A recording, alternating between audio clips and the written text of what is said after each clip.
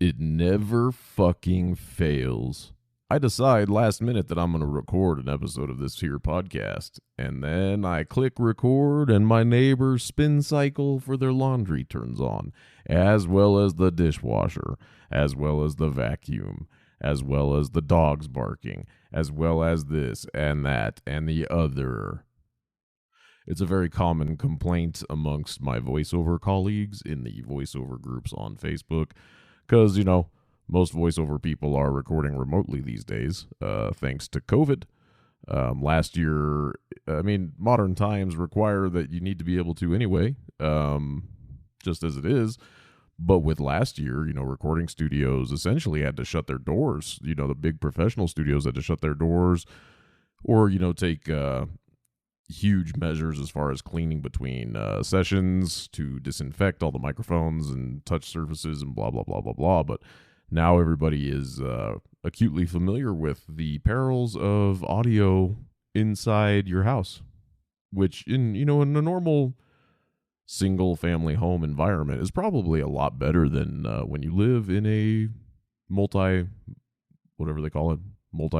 building, apartment complex, condo, townhome, whatever. But you still run into things like lawnmowers. Like if this was a Wednesday, the landscaping crew for my apartment complex would be outside mowing the lawn right now. Actually, I think they start on Mondays, finish through Wednesday usually. Monday, Tuesday, Wednesday is always a fun variety of equipment being managed outside. So that's what's happening right now. Actually, nothing is happening right now outside. It's all inside and above me. Even in my booth, which is not really a booth per se, it's just a walk-in closet that I have treated for some sound treatment. It doesn't really do a good job of keeping the outside out.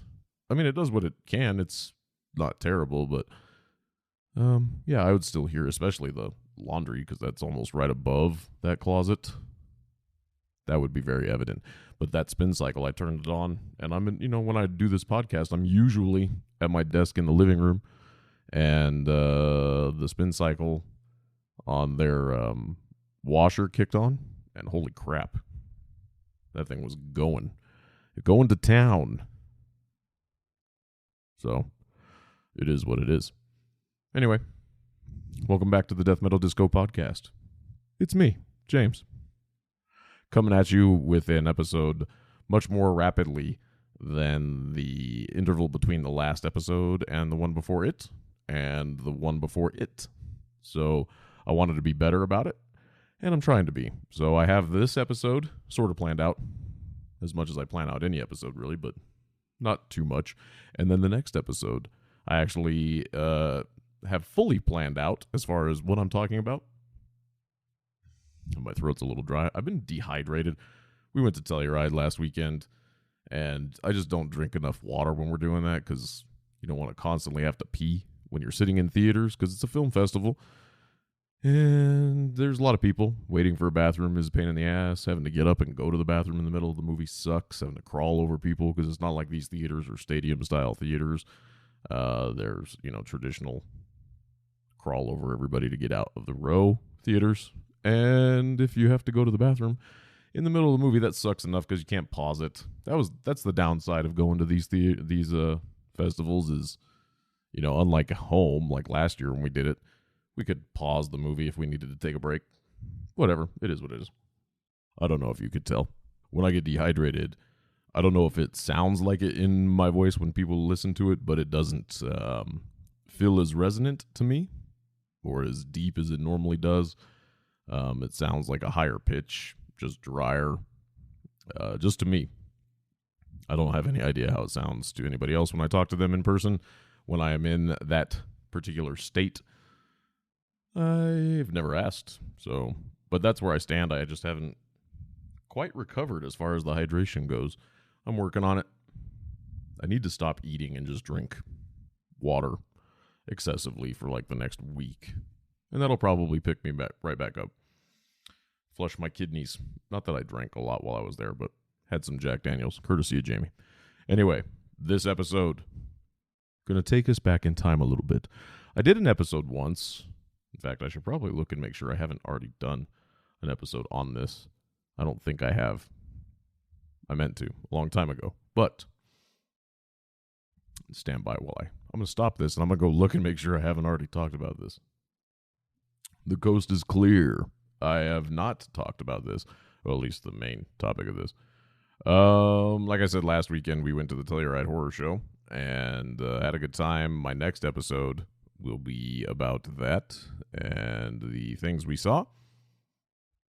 I will list out what we saw and my thoughts on at least the top movies, in my opinion, of what we saw, and also the Night Stream Festival, which Chris and I did at his house, and that one's going to be brief because it wasn't very good at all. It was just not so good. Very, very sad.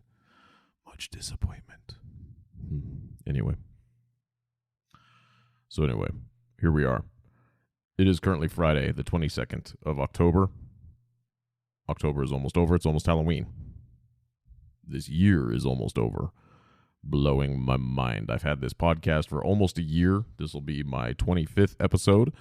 And, that averages about one every other week or so, which is not terrible considering how lazy I can get with some of this stuff. Yeah. The wedding I went to, I mentioned in the last episode, Sarah and Dustin. Congrats, guys. That was a fun time. More fun than I expected to have. Huge shout out to my date / pseudo wife, Jen. Really, really, really, really glad that you came with me. Yeah. It was nice to actually go with somebody to a wedding. I don't think ever... Actually, that's not true. My friend Rachel came with me to a wedding once a few years back, and that was a good time as well. Going to weddings with people versus going alone, because I always end up going alone. Just, I never have anybody. It's nice. It's pleasant. And when that person is somebody you've known for a long time, that's even more fun. I've known Rachel for a very, very long time, since 1997 is when I first met her. And, she and I hadn't seen each other a long time, and that was cool. It was a good time to hang out with her, as well as go party at the wedding, because weddings are a celebration, And I like celebrating things, even if I'm a jaded motherfucker. Jen coming as my wife, it was really good.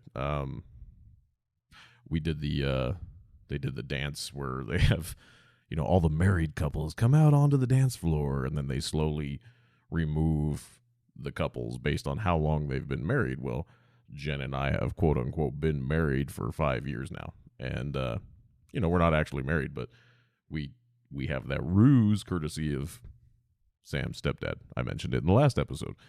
And so we stayed out there for the whole time until they got to the, 6 years and longer. And that was a fun time. Like, I'm not a big fan of dancing, but it's like if you go to a wedding with somebody that you care about, that you like, whatever, and, you're not a complete idiot, take the chance to dance. If a beautiful woman asks you to dance, dance with her. That's a lesson I've learned in my old age now. In fact, what the fuck did I just watch? Where they even said something similar, like it was something about if a beautiful lady asks you to dance, you should take it, or something along those lines. It might have been an episode of Seinfeld. I can't fucking remember. Or it was a movie. I think it was a movie, and it's something I've been telling myself recently, that if an opportunity arises, I should take it. And I used to be pretty hardcore. Nope, I don't dance. I've always been that guy. I don't dance. The wedding a few years ago that I went with my friend Rachel, I danced with a couple different people, and Rachel was one of them. And usually they ask me, because I'm not one to be like, hey, let's go slow dance, because it's like, I can't dance for shit. It's like fucking high school homecoming dance, whatever. Almost as bad as that. Yeah. It was nice to dance, and Jen's beautiful, and it's nice to think Or it's nice. It's flattering, at least, for people to be like, oh, you guys are married. My friend Eric, who I haven't seen in a while, he was there because Sarah is a mutual friend, and they introduced Jen as my wife to Eric, and he's like, dude, I had no idea you were fucking married. And I was like, oh yeah, we going on 5 years. He goes, man, you never talk about her on Facebook. And I was like, well, she's got a lot of drama with her ex. And he's like, oh, that makes sense, I guess. And then after she walked away or something, he came back. He's like, man, your wife is beautiful. I was like, I know, I'm a lucky guy. And I posted pictures on Facebook, and people were like, man, how'd you score such a smoke show? And I'm like, it's the tongue game is strong is what it is. So anyway, it's been pointed out recently that I share probably too many details on this podcast about my personal life. And that's probably true. It seems to me that I treat this more of like a audio diary. Like, what was that show on MTV? I think it was called Diary or My Diary, something like that. My Diary. You may know, but you have no idea. Or I think that was this is the diary of Britney Spears. I think that's what it is. Anyway, I need to stop doing that. So, yeah. I don't know when that'll happen. I literally just turn this on and start talking. And you guys are my friends. Even if I don't know you, you're my friends. Welcome. Welcome to what it is to know me. People a lot of times think that my social media presence or my social media personality versus my real world personality versus what I might have as a personality on this podcast are different. But anybody who actually knows me and has listened to this knows that I'm pretty fucking consistent across the board. I don't tell you everything, and nor should anybody. If it's a personal podcast where it's just basically a running commentary on their life like this one is, or if it's a structured thing, or if they do a vlog or whatever, or even if it's just, a blog, or if they just have a really active Twitter or whatever, you shouldn't disclose all of your personal shit to everybody on that, whether or not it's your privacy settings are wide open or just for your friends or what have you. Keep some stuff close to the chest, I think it's safer for one. It's just smarter. Not everybody needs to know everything that's going on in your life. And that's something that I'm an oversharer. That's just how I've always been. Always have been. So some of my friends, Jen being one of them, she was the recipient of graphic details of my vasectomy years ago. And, I try to tell in a way that is not horrifying and lessens the blow of too much information. But, it is what it is. You overshare. At least try to do it in a way that makes people laugh and not be totally mortified that you just told them all about your balls. That's the way I see it.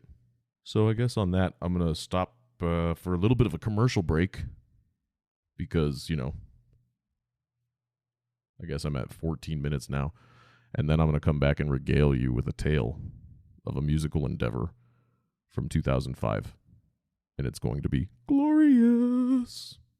So you've been listening to me ramble on for quite some time about this, that, and the other. So allow me to ramble on briefly about how I operate this podcast. There's lots of options for how you want to post and host your podcast and put it out into the world. I did a lot of research on mine, and for me, I decided to go with Anchor.fm. If you haven't heard of Anchor, it's the easiest way to make a podcast. First of all, it's free. That was a big selling point to me. Free is good. I like free. There's also tools for creation to help you record and edit your podcast from your phone or your computer or your tablet or whatever you're using. I find that to be effective. So we got free, we got recording and editing, both big deals because they are. Anchor will also distribute your podcast for you. So it can be heard on Spotify, it could be heard on Apple Podcasts, it could be heard on Google Podcasts, and many, many more. That is a huge time saver because I don't have to go to each of those things to upload. So I like that distribution right then and there. And again, it's free. You can make money from your podcast if you're into that kind of thing with no minimum listenership. That could be cool. I think you should try it. It's everything you need to make a podcast all in one place. So if you've been on the fence about making a podcast and the only thing holding you back is how you want to host it or create it or whatever, download the free Anchor app or go to anchor.fm to get started. It's worth it. So here we are, episode 25, and I'm going to go back to one of my first episodes was called Misanthrope, and it was about my first band, my first musical endeavor into the Colorado local metal music scene. Misanthrope was a slow groove death rock, death metal band, heavily inspired by old school death metal bands, Cannibal Corpse, 6 Feet Under, Chris Barnesy-ish, Len Benton-ish stuff. Our music was pretty simplistic, mostly drop D tuning, very focused on the repetition and the hook and the groove of it, because I think that's the kind of music that I like to listen to, is stuff that is, if it's heavy and brutal and badass, that's awesome. But if it's something that I could bang my head to rhythmically and, actually rock out to, it's got a good feel, a good vibe, a good flow, that's the stuff I want to hear. And so that's what we played. That was my first band. Me, Jamie, my friend Addie at the time. We started that. Well, it was me and Jamie, and then we found Addie. And I told you all about that. So in 2005, we disbanded after a few issues with drummers and whatever. Oliver left. He was our original drummer, and we replaced him, and then that drummer quit, and then Oliver came back and then left again, and we ended up replacing him, and then that guy left. And after that, we couldn't find a drummer that actually wanted to participate, and we didn't really look all that hard. I mean, we tried. Chuck and I spent some quality time on message boards, and this was back before social media was super huge. MySpace was pretty big, but there were, there was a Yahoo music group, Colorado music group page, group chat thing, bulletin boards at like Guitar Center, Music Around, music stores here. That's what we were trying to find, places like that. I don't even know if like Craigslist and shit was out yet, but we couldn't find anybody. So I want to say it was June or July. I think it was July of 2005. We ended up playing our last show, and that was bittersweet. But it ended up being our last show, not by design. It just, after not being able to find a drummer after that, we just called it a day. So before that last show, though, and I guess it was going to be January or February of 2005, Addie had called me, and Addie had been playing in a band called the Mandrake, and she plays bass, and I remember they were looking for a bass player, and I don't remember if I sent the information to her that they were looking or if I sent her their information, but Misanthrope had played a couple shows with the Mandrake, and they're a melodic death metal band, very, very influenced by the Swedish melodic death metal stuff. A lot of In Flames vibe, At the Gates, that type of thing. Very thrashy melodic, I guess is the term. James Ryan, their vocalist back then, they were, I didn't know this, but when Addie called me, she said that they were going to be looking to replace him and asked me if I would be interested. And I was like, oh yeah, that's fuck yeah, dude, let's do it. I love the band, I love the music. Their first album, The Burning Horizon at the End of Dawn, is, I mean, I still listen to it regularly. It's in a regular rotation for me. And it's, James Ryan has some of the fucking coolest vocals on that album. Vocals that I did not think I would be able to do any justice live, and definitely not in a recording environment. I didn't think I could compete with that at all, and I don't think I can or did. we recorded one album, but I don't think they're two very different things. I'm a different vocalist than he is, and but yeah, she asked me if I was interested. I said, "Fuck yeah, let's do this." I wasn't totally aware at the time that they had not parted ways with him, nor was it going to be amicable. I found that out after going up for the first one or two jam sessions. So I had to keep it kind of on the down low because he and I mean, we weren't like friends, but we knew each other and we'd got along at shows and stuff like that and whatever. But I was like, it felt shitty to be like, oh, I'm your understudy, soon to be replacing you, but him not know that. And unfortunately, at a show at X Saloon, they were playing with Vehemence, and I don't remember who else was touring. Vehemence out of Arizona, and somebody else was with them. They were touring and playing a show there. I was at that show, and I had to, I was singing along, and I had to remember that I shouldn't probably know all the words like I did, because it'd be weird. But I, whatever. It ended up coming out, not from me, but from another friend that James Ryan was getting the boot and that I would be taking his spot. So that made things super awkward. It was not a good end of the evening, as it were there. But anyway, that happened, and bygones are bygones. And James Ryan and I, we're friends. We're friendly. Just talked to him just a few weeks ago. He's been tinkering around with the idea of coming back and doing another musical project, and I've been telling him that he should for a long time. I don't know whatever happened with those. He's got some health issues and, just life in general.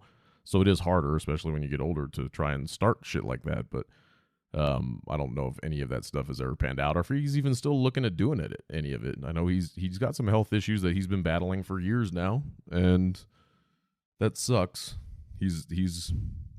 I've always thought he was one of the better vocalists in the state, for sure.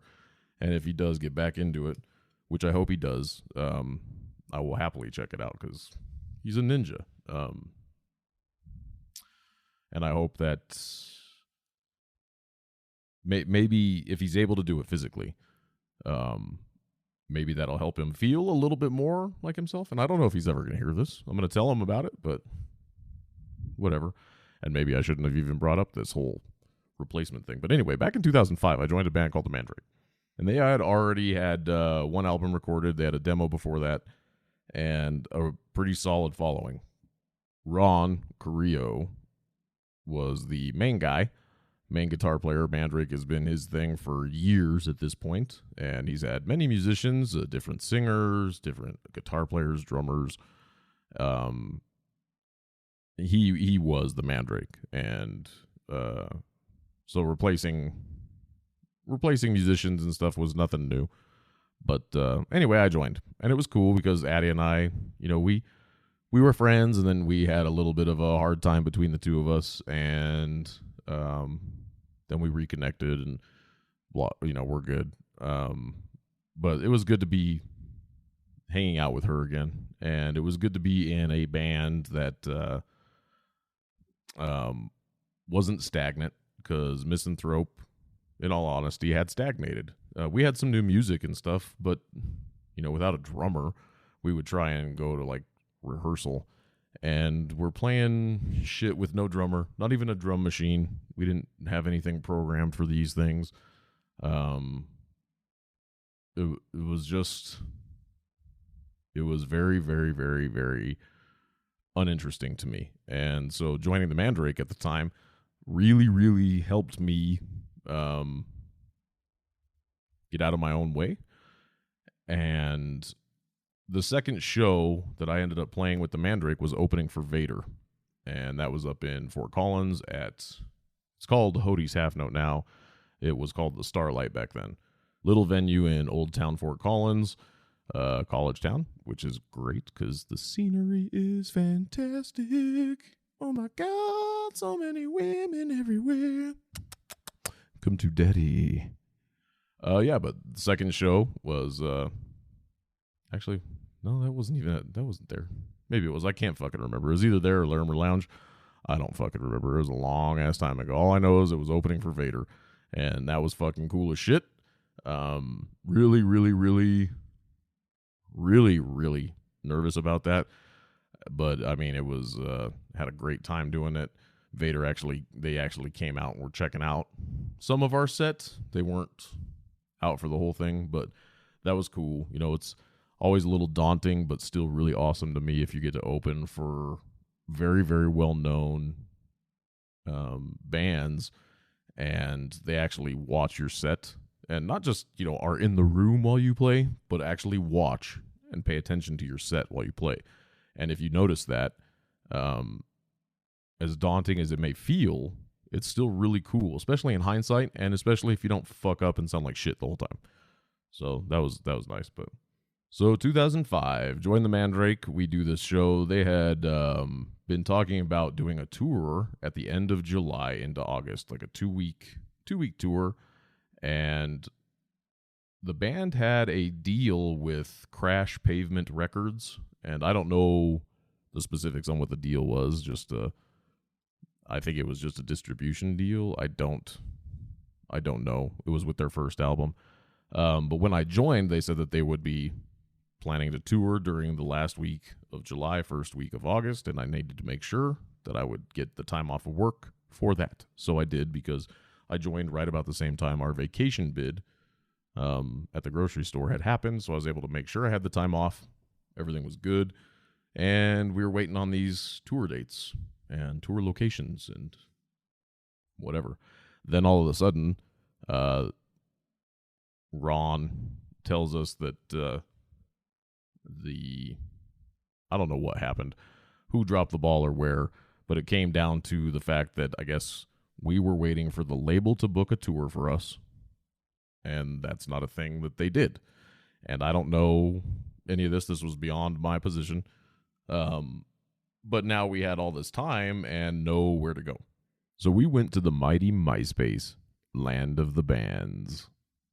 Put out a post saying, hey, we're looking for dates for these 2 weeks to do our tour. We're thinking mostly, you know, West Coast, west side of the country, because that's, you know, we're in Colorado. Let's not venture too far out, and it's only 2 weeks, so can't really go super far. Can't do a whole span of the country. You probably could. It would suck, but you could probably make something work. Anybody else out there that can help us?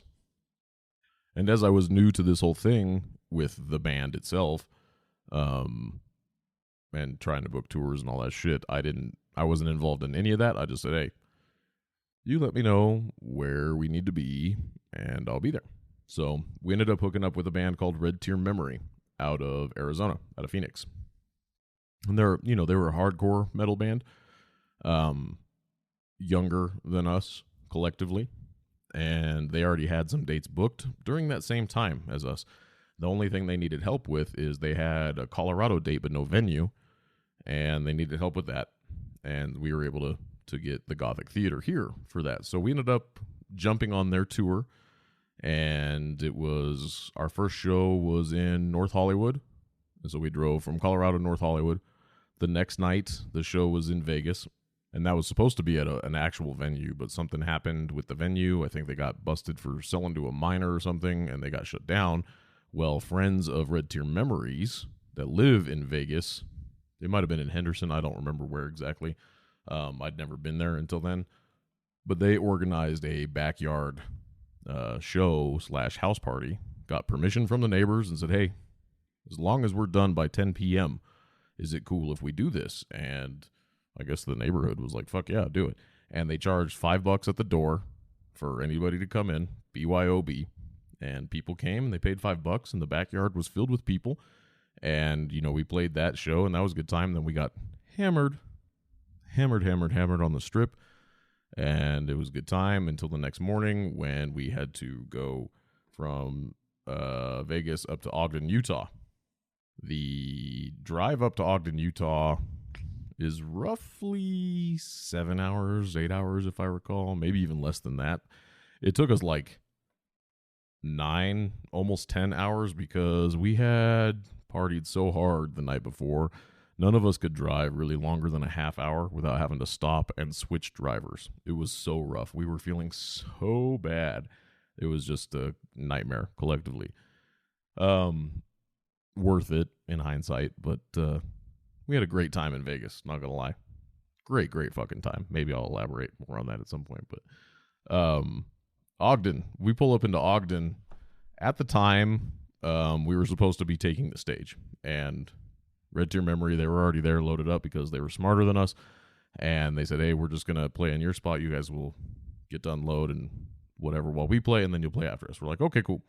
They're like, hey, James, just FYI, watch it with the Hail Satans and the F-bombs and blah, blah, blah, blah, blah. And I was like, okay, why? Well, it turns out we were playing for a youth group. They had booked this show at a youth group facility, and it was for an actual youth group. And it was mostly kids, and so we're a melodic death metal band, and we're playing with Red Tier Memory, who's a hardcore band, and then two locals to the Salt Lake City, Ogden area, and they were all hardcore as well. So while we played, it was mostly them just staring at us because they didn't know what to do with us or our music. And so I told them, I'm like trying to get them to, headbang, if anything, but they weren't into that. They wanted to do their karate kicks and whatever, their hardcore dancing. And so I was trying to get them to do some of that for the sections of our songs where you could. And which if you could headbang to something, you could still do that shit to it. And some of them actually did. They participated, but it was still super awkward. Very, very awkward. I remember it like it was yesterday, but it was a long fucking time ago. So we were deciding whether or not we were going to stay the night in Ogden and then drive back to Colorado the next day, because we had a show the next night at the Gothic here in Inglewood in Denver. But we decided, no, we're just going to drive back that night, which also took forever because we were very, very tired still. But we did, and then we ended up crashing at Ron's house in Greeley. The next day we played the Gothic. The Gothic had a surprisingly good turnout for how last minute the show was. It was really good. The Gothic is one of my favorite venues to play. I haven't played all the big venues here, but I've played at the Gothic and the Bluebird. The Gothic I played at like 8 or 9 times. The Bluebird, I think 2 or 3 times. And the Gothic, I love playing the Gothic. I would play there all the time if I could. It's been a very long time since I played the Gothic. The last time I played the Gothic was 2008 when I was in Legion, and it was one of my last shows. And that show sucked. That was a bummer of a show. It was Valentine's Day. I remember it. Valentine's Day, and like 20 people were there. No good. No good at all. Anyway, we play the Gothic, and then we go back to Ron's house, and we had the next day off, and then the following 2 days were supposed to be shows in Lubbock and Amarillo, Texas. And one of those ended up getting canceled. Same thing as the Vegas show. I think they sold to a minor, and the venue got shut down for whatever reason. No rebooking of it at a house or anything like that. It was just, fuck it, we don't have a show that day. So now we had 2 days off, and a shit show happened at Ron's house. Lots of alcohol was consumed. Grilling up of the foods. The third day was that was actually a really good day. Big spaghetti dinner thing was made by Ron's wife, Katrina. I don't know why I call her. I work with a girl named Katrina. But anyway, Trina. But yeah, it was a party at Ron's house that whole time. My sister came up and hung out with us. Me and Addie didn't have a car, so we were kind of at the mercy of anybody else who could drive us around, and we couldn't go home. Otherwise, we probably just would have gone to our houses, then met them back up because we had those extra days, but we didn't. And then we go down to Texas for the last show. The Texas thing was I want to say they called it Hellfest, and I want to say it was in Amarillo. And I don't remember if it was Amarillo or Lubbock. I can't remember. All I know is like a 12-hour drive. We played. It was in a bowling alley where half of the bowling alley was a normal bowling alley and the other half was like empty. And they made it into kind of a, they built a stage and had this festival thing. And there were like 12 bands and we played in the afternoon. And again, it was mostly people staring at us because people didn't know who we were. We were a touring band, but nobody knew us. And they stood around watching us, but, we met some cool people. And then we took our $75 guarantee and we drove the fuck home. And that was the end of that tour. It was a very long week and a half, 2 weeks, but it was worth it. After that, we ended up replacing Mike, our drummer, with Charlie. And we ended up, actually, we had a little while after that before that happened, but we had recorded the album that I'm on, which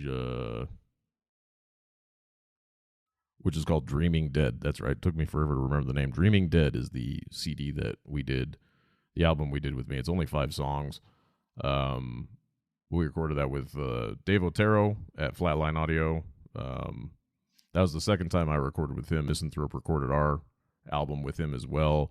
Different setup this time, because with Misanthrope, we took a last-minute booking. We were very unprepared for that shit. Mandrake, more prepared as a whole for the band, just in general. And then, they had worked with Dave previously as well. But I was sick when I recorded that. So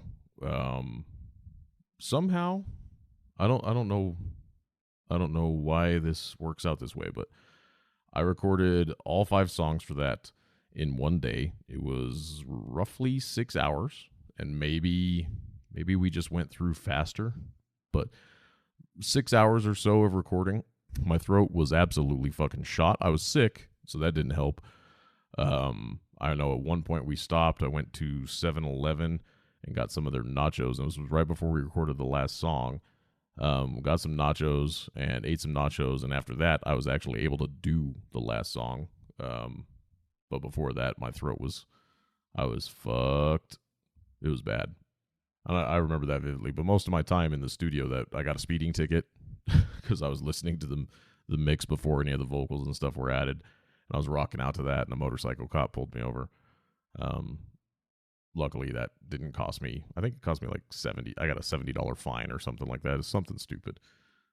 But yeah, that was a good time. And then that came out in July of 2006. So that was cool. But I was in the Mandrake for a few months shy of 2 years. Joined in February of 2005. And then subsequently got fired in November of 2006. I don't know what it was, but back in the day, right around the holidays, I would get very, very unmotivated to do any band shit. I didn't want to play shows. I didn't want to do practice. I just didn't want to do anything. And I mean, it would have had to been pretty cool for me to actually want to be involved in doing it at the time. I don't know what it was, but that was a yearly seasonal thing. Fall depression, I don't know what you want to call it, but that happened to me. And maybe it was just my work schedule would get stupid. And this was when I was working at the grocery store. I don't know why, but this happened right about then. I stopped going to practice for a little while.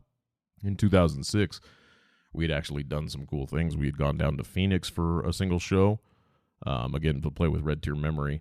And that was a cool time. It was just, we just went down there and jumped on I guess they had a show booked, and we got added to it. And it was 4 bands total, I think. 4 bands. 3 of them were from Phoenix, and then there was us. And we had played, I think we had played first or second, I can't remember. But it was cool because it was at a pretty good-sized venue. It was November. Was it November?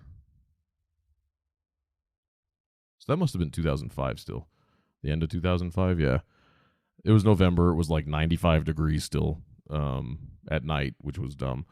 But I just remember there being a lot of really attractive women at that show, and most of them did not seem to be there with men.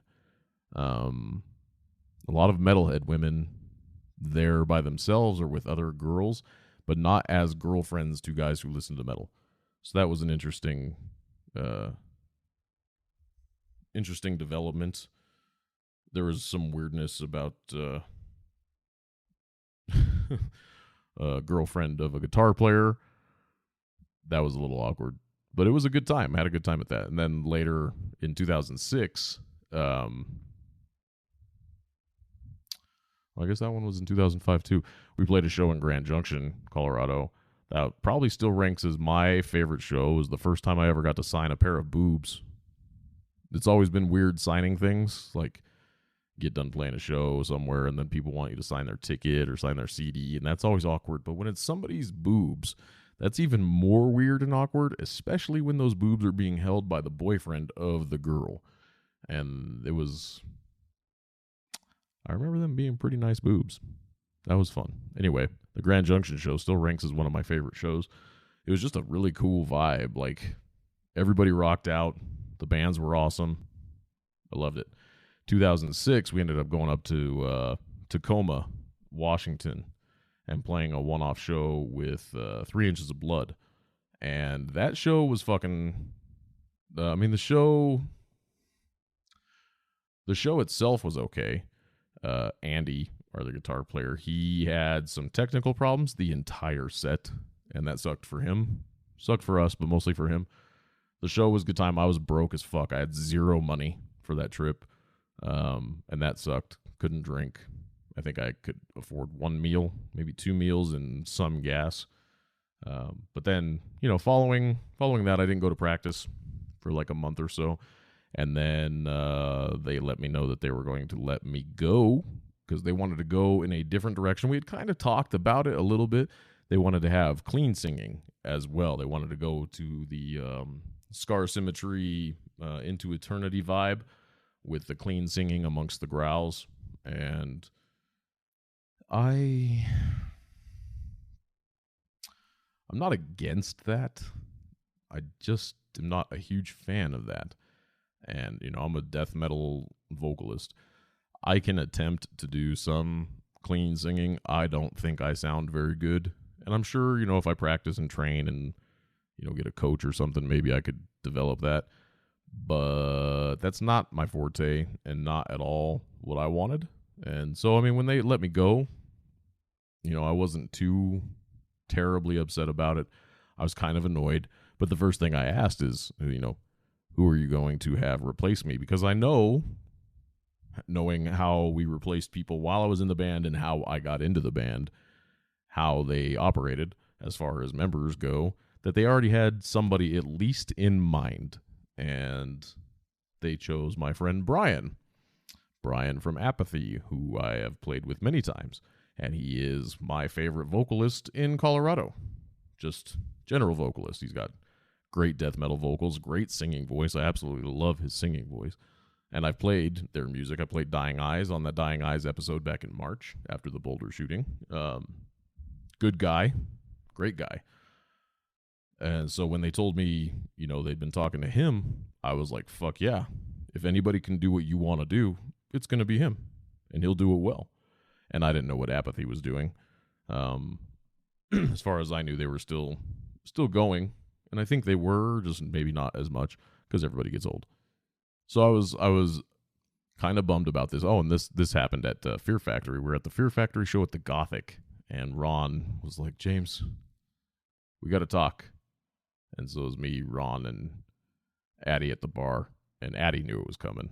And that was kind of a bummer that it had to happen there. But, it is what it is. So I guess that was December of 2005 or 2006.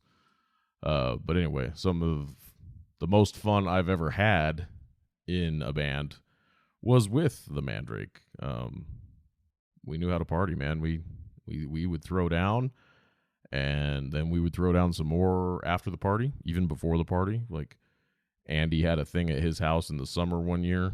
I want to say that might have been 2006 as well. I had a summer cold. That's all. I was super sick. Brought up a bottle of Jack Daniels, some NyQuil, a bunch of other cold meds, and got super drunk and took my meds. We played a show in his warehouse garage thing, and it was hot as fuck.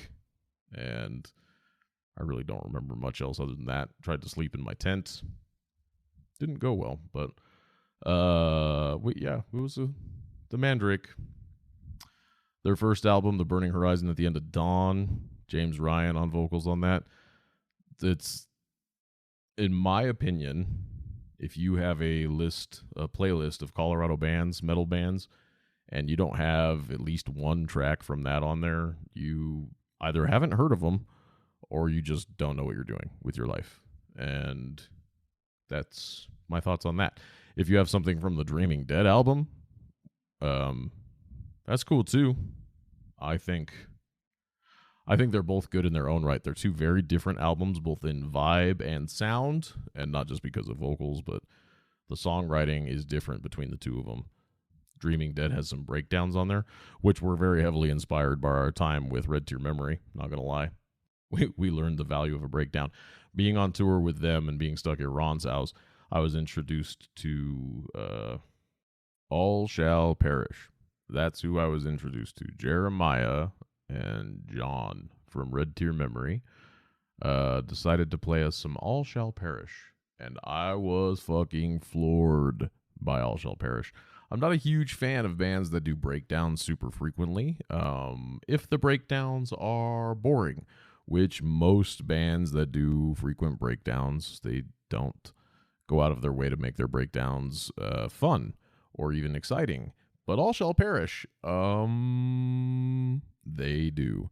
They take a breakdown and they make it fucking badass. And yeah, All Shall Perish. I've been a fan of theirs ever since then, and I have yet to see them live. I know they broke up. I heard they were reuniting, putting out another album. I don't know. I haven't looked to see if any of that shit's come out, but I would like to see them live. Or maybe I'm thinking of another band. I can't remember. Too many fucking bands. Speaking of bands, I did go see Cradle of Filth just a couple nights ago. Never seen them before. I've never been a huge fan of their music, but I've always wanted to see them, just to say that I have seen them, just to give them credit. I'm not a big black metal fan, and Cradle of Filth is... I don't even know if people really call them black metal. I know in the black metal community, they were kind of looked upon as posers.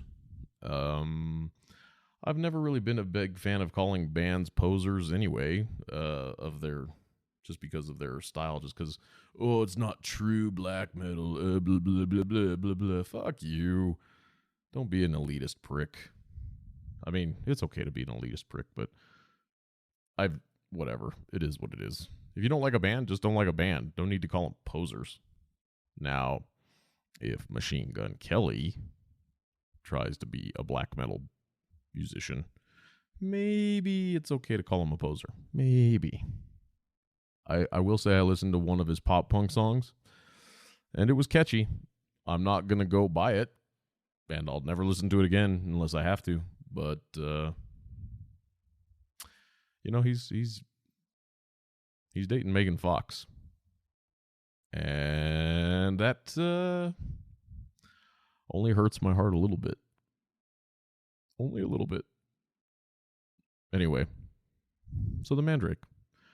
You should check them out. After me, they had Brian. Brian played one show with them. I went to that show, and he did a great job. It was good to see him do that. It was good to see him do the songs that I had done. That was the first time I'd been in that position where I had seen somebody do my music.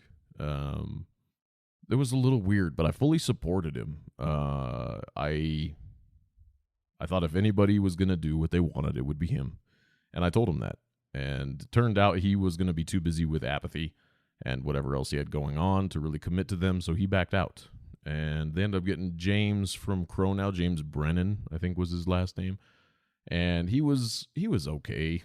I don't really think he fit the bill for what they wanted, but they played with him for a while. And I remember they played at the Gothic one night, and I went to that show. And this probably wasn't even a year after I had been away from them. Maybe 6 months, 7 months, something like that. And they were playing the Gothic, and people were wondering why I wasn't up there. And, I'm not the guy anymore, is all I could tell them. And there was I had a lot of support from a lot of people who were big fans of what I did versus what James Brennan did, which was nice. Like, nothing against James Brennan at all. I never really knew the guy.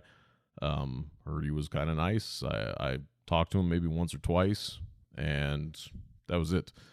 But yeah, having people tell me they preferred me over him, that was nice. And I'm sure James Ryan got similar statements said to him when I took over from him. At least I would hope. It's nice when people support you for what you do. Regardless of the band, there are people who still at Cannibal Corpse still shout, "Where's Chris Barnes? Where's Chris Barnes?" Chris Barnes hasn't been in Cannibal Corpse for over 20 fucking years now.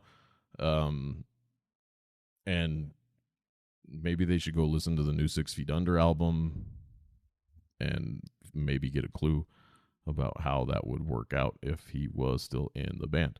But whatever. Anyway, so that's what I did. And the Cradle of Filth show was good. That was my first show in, at least 2 years, I think. I think the last big show I went to before the shit hit the fan with 2020 and me getting sick and then the lockdown and all that was Wardruna Red Rocks. And that was just over 2 years ago. And I think I probably went to at least one smaller show before the end of 2019. And I just don't remember what it is. I'm sure Facebook will remind me if I checked in. But it was good to go to a show. Saw some people I haven't seen in a couple years. And, yeah. That was nice. Blood Incantation and Wayfarer opened. And they're both cool in their own right. I like what they do musically. I haven't listened to Wayfarer on a record yet. I know that Shane, who my band is recording with, recorded one of their albums, maybe their first or second one, and Dave Otero mixed and mastered it and whatever, and that was all done digitally. And I guess now they go to New York City and record all analog, and pros and cons of things like that. Spend a lot of money to sound not as good, in my opinion. I got nothing against you for making that creative, artistic decision. Whatever. If I like the way your band sounds live and then I go buy your album and it's no bueno, at least as far as production quality goes, that sucks. I don't like that. That's why I'm not a huge fan of the tape resurgence. My buddy Steve from Seed of the Sorcerer, Room of the Witch is starting a tape label. And although I'm not a fan of tapes, I will never go buy tapes and start a tape collection or get a Walkman again to start tape collecting. If people do that, to each their own. Like, I don't collect stamps either, but there's tons of people that do.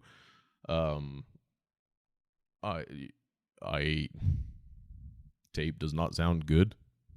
Never has. I mean, it sounds like garbage, but if that's what you want to listen to it on, cool. Whatever. Like, I'm not going to make it. I judge you a little bit, maybe. Just a little bit, just because I don't get it, especially in the day and age of digital. And maybe that's what people want, it's the hipster movement. It's got to be the hipster movement that triggered the tape resurrection. Somebody was walking around with probably a fucking old-ass Metallica tape in a Walkman with some shitty-ass little Sony over-the-ear headphones. And so like, oh, yeah, I'm going to make that happen again. And so tapes are making a huge comeback, which, I mean, it's cool. It's cool for nostalgia. I don't even think I liked tapes when I was a kid. The closest I came to liking tapes was having blank tapes so I can try and record a song from the radio. Because, when you're old, that's what you had to do before the internet. Couldn't go buy fucking CDs or tapes. I still collect CDs. Definitely not going to go buy a Discman. Are you fucking insane? My car's got a 6-disc changer. I think it's full of stuff right now, but I hardly ever even listen to the shit that's in there right now. I listen to my phone. I have it all between Apple Music, Spotify, and what I actually have downloaded to my phone. I have it all right there. Now, if I go to the store and buy some CDs, which I do from time to time, I need to go buy some more, then I'll throw them in my 6-disc changer, and that's cool. I like that. I have that in Dash. Thank you, Volkswagen. My sister's old Jetta, her 6-disc changer was in the trunk of her car. Some of them, it's in the glove box. Mine's actually in the dash. It's just got one slot. I push a number, and then it loads the disc into that slot number. It's fucking cool. Like, CDs will always sound better than tapes. But, Steve, we might be talking about doing tapes. So if you listen to this episode, I'm probably going to hit you up about doing tapes when our shit is ready. Just FYI. I might even buy one. Because, if I have it, I'm probably going to own a copy of it. Just saying. But that's, whatever. Wayfarer and Blood Incantation. I've never seen Wayfarer, never heard their music before that. They're from here as well. Blood Incantation I've seen a couple times, and they're badass live. They fucking do a great job live. Wayfarer was cool. One of their guitar players has a mustache and wears that same kind of like mariachi hat. I don't know what kind of hat it's called, but it's the same one Nergal from Behemoth wears in his Instagram posts a lot. And, all I could think of is that Nergal wears that hat once in Instagram, and death metal musicians around the world fucking start wearing that goddamn hat. It's the same fucking hat. Whatever. They do a great... Their music was cool live. Very atmospheric death metal, from what I can tell. I do need to look them up to listen to it, but yeah, that's where I stand with everything. So this almost hour-long episode, I need to wrap it up because I got nothing else to talk about. It's almost Halloween, and I'm going to have another episode out before then. I am going to really, really, really focus on trying to get some guests on. Maybe not in person, but I got some things in the works about getting some people to talk to interview. And yeah, I might start a second season. Technically, this is still season 1 of this podcast, and I guess I'm just doing it by the year. So then once I have this episode 26, which will be about Telluride, maybe the next episode will be season 2, episode 1, and everything will be happy. I don't know. It doesn't matter. So I'm going to play a song now, and it's from the Mandrake, and this was recorded in 2006 at Flatline Audio with Dave Otero at the helm, as usual. And this was the first song I worked on after joining the band. It was one of my favorite songs to play, and it's not our most popular song, at least from my era.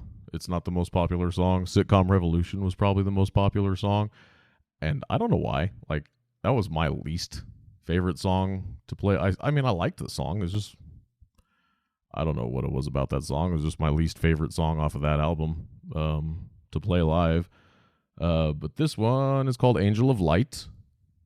And yeah.